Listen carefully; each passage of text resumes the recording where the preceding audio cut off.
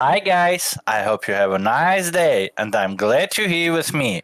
Today I will tell you my opinion about Contraband Police game that I played, all the pros and cons of this game. Let's go!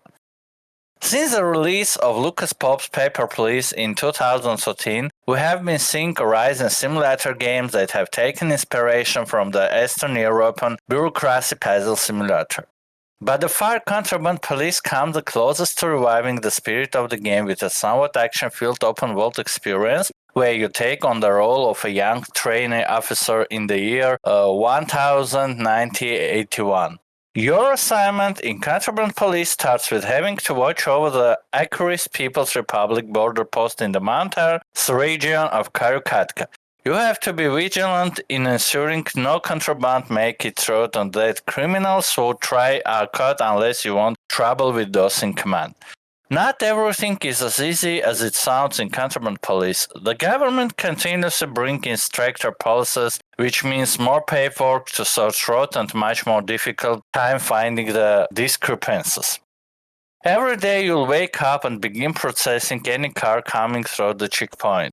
You must ensure that everything is up to code and no one is trying to smuggle anything in the country.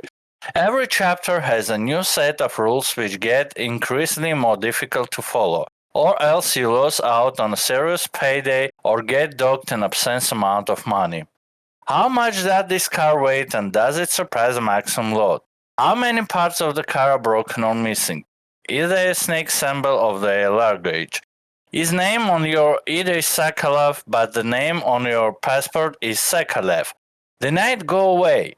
Did the driver have his board without updating his photo? Sorry buddy, get that fixed and try again. It actually feels pretty good to get a perfect grade and incredibly disheartening to see a complete screw up. Every time you do your job properly, you earn money. Incorrect calls cost you money, whether it's letting the wrong person through or not catching a criminal. This becomes important when you encounter people who are desperate or when someone slips you a bribe. Do you listen to your heart to stick your job? Your decisions don't make a big impact in the short term, but there are crucial points that lead to those choices.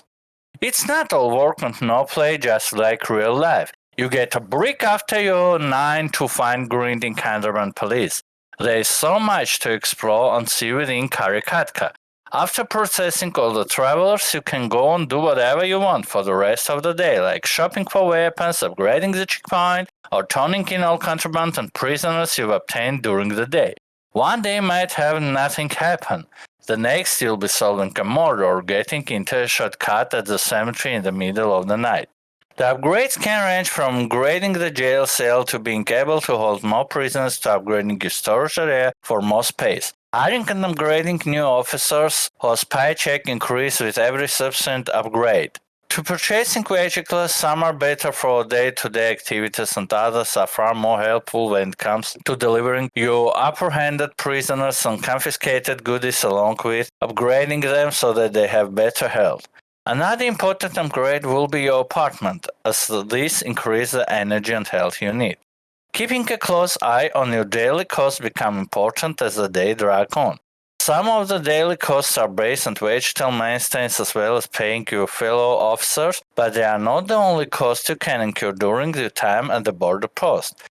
Luckily, there is more than one day to gain extra money in Contraband Police besides the bribes. From taking down your trackers in an ambush to searching for lost KGB files and overrun of cash scattered around Karikatka. Delivering criminals to the labor camps is also a way to earn cash and at the same time clear some space in your jail for the next batch of criminals. Don't forget to drop the contraband off at the police base where you'll get paid depending on the type of contraband you bring.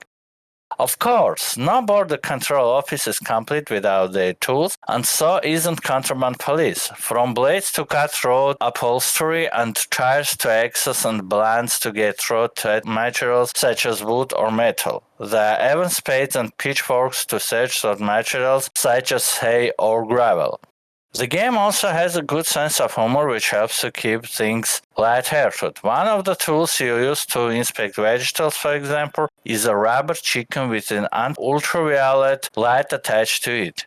It's a silly addition, but it's also a lot of fun to use and makes the world seem less depressing than it is.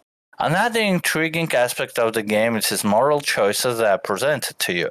Despite the possibility that the moral dilemmas you might face can seem at times too simple and sometimes dry, you will have multiple chances to either stand strong by the side of the Afghanistan government or take the side of the blood-faced rebels fighting for freedom from under communist rule. Animations of Contraband of Police are smooth, including the way they appearance. As for the sound engineering, the voice acting was done quick, considering they had to design a whole new language for the game. The voice actors played their parts to the fullest with covering the emotions their characters were feeling at the time.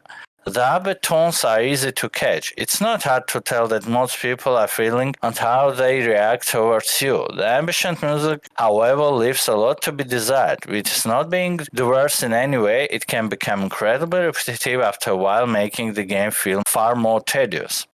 Now, let's talk about the cons. The game does have a couple issues. The first and most obvious being the frequent attacks. You'll endure simply driving about the map while doing your business. It's fun to fight the bandits of the first few times, but the sheer frequency of attacks quickly made it a chore, and most players will likely either drive through the ambusher or, like me, simply turn off the red side attacks in the options menu. Second, the lack of a manual save. I'd like to be able to load from manual save rather than replay the day.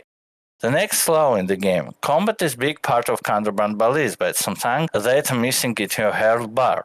You can tell if you are badly hurt or about to die, but you seemingly recover after a short time. That isn't always accurate, and sometimes you recover and go down after another hit. It's odd to see simply features missing because it's not unimportant. And lastly, for some players it can be a menace, but for some a plus. Unfortunately, the people you need to process aren't randomly generated. Since you can restart the day at any time, you can just cheat and memory surrogates a pass and who doesn't. Even if the details change, it's all too easy to correct mistakes. Oh, right, driving. There's an open vault to drive around in, but I rarely went out other than driving to the police station or the quarry to drop off contraband and prisoners. The vault feels empty, probably on purpose, and it was too bothersome to really go out of my way to explore or drive around, especially since I was always afraid to drive a car due to the controls, random ambushes, and hefty fines for killing civilians. I had to go back to the checkpoint on foot more than a few times after getting my car destroyed by gang members. Driving on the roads can be difficult because you don't have much control over your vehicle at the time. You bounce and fishtail over the ground, sometimes missing turns and failing to come to a complete stop. While the game has some flaws, it's an excellent game that it will worth playing. Overall, Contraband Police is one of a kind and exciting game that lets players experience the thrill of border patrol while exploring the fictional country of Afghanistan from the comfort of their own chair. Not quite Papers, Please, not quite Pulse Simulator, but something wildly in the walls of both. Contraband Police look like a simple document-checking game at the outset. But if you dedicate some time to play it, you will find a decent story and varied gameplay. You actually feel like you are a border patrol officer with large responsibilities managing more than just your welfare. You'll find that there is much more to the game than meets the eye. That's all. Thank you for listening to the end. If you enjoyed this video and found it helpful, please don't forget to leave a like.